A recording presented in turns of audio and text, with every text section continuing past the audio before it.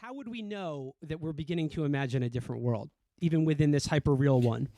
You asked what real change might look like. And I think that is a really interesting question for liberals and radicals, because there is a hunger for change out there among millions of people who feel sort of insecure, uncertain about the future, and do want that to change.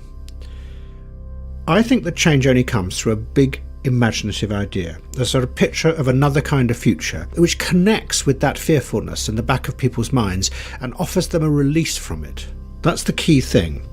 But I think the question for liberals and radicals is that they are always suspicious of big ideas. That's what lurks underneath the liberal mindset.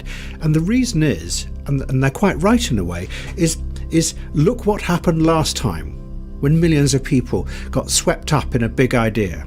Look at the last 100 years at what happened in Russia and then in Germany. The point is that political change is frightening. It's scary. It's thrilling because it is dynamic and it's doing something to change the world. But it is scary because it can change things in ways where nothing is secure. It's like being in an earthquake. Even the solid ground underneath you begins to move and things dissolve that you think are solid and real. And I think that the question liberals and the left have to face at the moment is a really sort of difficult question, which is, do you really want change? Do you really want it? Because if you do, many of them might find themselves in a very uncertain world where they might lose all sorts of things. What we're talking about in many cases is people who are at the centre of society at the moment. They're not out at the margins. They would have a lot to lose from real political change because it really would change things in the structure of power. Or, and this is the brutal question, do you just want things to change a little bit? Do you just want the banks to be a little bit nicer, say? Or people to be a little more respectful of each other's identities? All of which is good. But basically, you carry on living in a nice world where you tinker with it. That's the key question.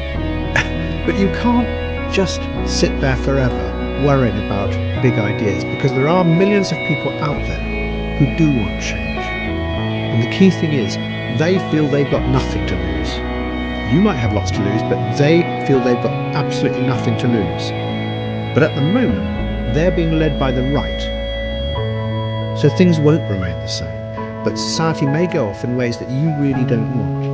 So in answer to your question, what you need is a powerful vision of the future, with all its dangers.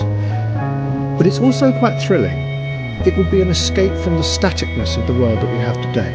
And to do that, you've got to engage with the giant forces of power that now run the world at the moment. You might, but the key thing is in confronting those powers and trying to transform the world, you might lose a lot. This is a sort of forgotten idea, is that actually you surrender yourself up to a big idea, and in the process you might lose something.